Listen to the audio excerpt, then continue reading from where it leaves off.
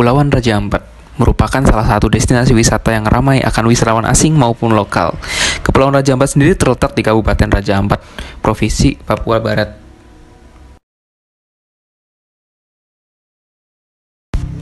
Kepulauan Raja Ampat merupakan rangkaian 4 gugusan pulau yang berdekatan dan berlokasi di barat bagian kepala burung Pulau Papua.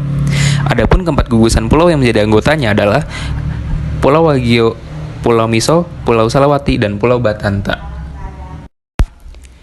Di balik Kepulauan Raja Ampat yang terkenal dengan keindahan alamnya dan menjadi tujuan utama bagi para penyelam yang tertarik akan keindahan pemandangan bawah lautnya, terkandung folklore atau cerita rakyat yang sangatlah menarik. Cerita rakyat yang dimaksud berjudul Raja Ampat dari Telur Naga, yang mengisahkan asal-usul nama dari Raja Ampat. Sebelumnya kita kenali dulu apa itu cerita rakyat. Cerita rakyat adalah cerita yang diwariskan secara turun-temurun melalui mulut ke mulut di suatu masyarakat, tetapi tidak dibukukan dan bersifat anonim atau tidak diketahui siapa penciptanya. Cerita rakyat bersifat supranatural atau mengandung unsur-unsur gaib yang tidak logis terjadi, seperti cerita rakyat yang akan kami sampaikan, yaitu Raja Ampat dari Telur Naga. Halo. Halo. Halo. Halo. Halo. Sang suami dan sang istri menemukan 6 butir telur. Sepasang suami istri tersebut menemukan 6 butir telur milik sang naga. Sang suami istri itu menemukan ke-6 telur besar saat mereka sedang mencari persediaan kayu untuk kebutuhan mereka saat musim hujan. Ada 7 telur naga yang ditemukan oleh sepasang suami istri itu. Sepasang suami istri itu menemukan 6 buah butir telur ketika sedang mencari kayu bakar di hutan. Yang ditemukan oleh sepasang suami istri tersebut ialah mereka menemukan 6 telur besar saat mereka mencari persediaan kayu bakar di hutan. Pada awalnya mereka pergi ke hutan, namun di hutan mereka tidak menemukan apa yang mereka cari. Jadi mereka pindah ke sungai Waikeo. Mereka menemukan ke-6 telur itu tepatnya di hutan di saat suami melihat ada lubang besar yang tertutup di daunan. Mereka menemukan 6 butir telur tersebut saat mereka mencari kayu-kayu bakar di sungai Waikeo. Awalnya mereka pergi ke hutan, karena di hutan tidak menemukan apa yang mereka cari, lalu kemudian mereka pergi ke sungai Waikeo. Pada awalnya suami istri itu di hutan untuk mencari kayu bakar, namun karena kayu bakar yang dibutuhkan belum cukup, mereka lalu pergi ke sungai Waikeo dan akhirnya menemukan telur-telur itu di antara dedaunan. Jadi awalnya ketika sepasang suami istri tersebut ingin mencari kayu bakar di hutan untuk memenuhi kebutuhan menghadapi musim hujan, mereka menemukan suatu lubang besar yang tertutup dedaunan, dan ketika mereka lihat, ternyata mereka menemukan 6 telur yang sangat besar. Mereka menemukan 6 butir telur saat mereka mencari kayu bakar. Telur ini ditemukan di siang hari ketika sepasang suami istri ini masih mencari persediaan kayu bakar. Di suatu pagi mereka saat akan melakukan aktivitasnya seperti biasa dan mereka mengumpulkan kayu-kayu bakar untuk persediaan musim hujan yang akan datang. Mereka menemukan telur tersebut saat mereka mencari kayu bakar. Suami istri ini menemukan telur-telur tersebut ketika siang menjelang sore hari saat mereka sedang beristirahat di sekitar sungai Waikeo. Mereka menemukan telur-telur tersebut di siang hari di hutan ketika mereka sedang mencari kayu bakar. 6 butir telur tersebut, 4 laki-laki, yang pertama War, Betani, Dohar, dan Muhammad. Kemudian yang satu perempuan bernama Pintole dan satu yang menjadi batu bernama Kapatnai.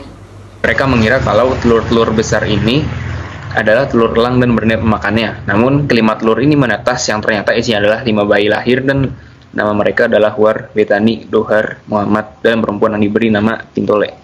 Dari 5 telur yang menetas ini, hanya 1 telur yang mengeras menjadi batu dan disebut sebagai batu Kapatnai. Ada 5 telur yang menetas, 4 laki-laki dan 1 perempuan, yang dinamakan War, Betani, Dohar, dan Muhammad. Sedangkan anak perempuannya dinamakan Pintole. Laki-laki dan 1 perempuan. Kemudian mereka menamai anak laki-laki yaitu War, Betani, Dohar, dan Muhammad. Adapun mereka menamai anak perempuan yaitu Pintole dan 1 batu besar bernama Kapatnai. Keempat anak laki-laki ini bernama War, Betani, Dohar, dan Muhammad. Anak perempuan bernama Pintole, sedangkan telur yang mengeras menjadi batu diberi nama Kapatnai. Kelima telur tersebut yang menetas diberi nama War, Betani, Dohar, dan Muhammad. Lalu untuk yang perempuan diberi nama Pintole. Dan yang terakhir, telur yang tidak mengeras menjadi batu disebut batu Kapatnai. Karena masyarakat menganggap mereka istimewa dan suci.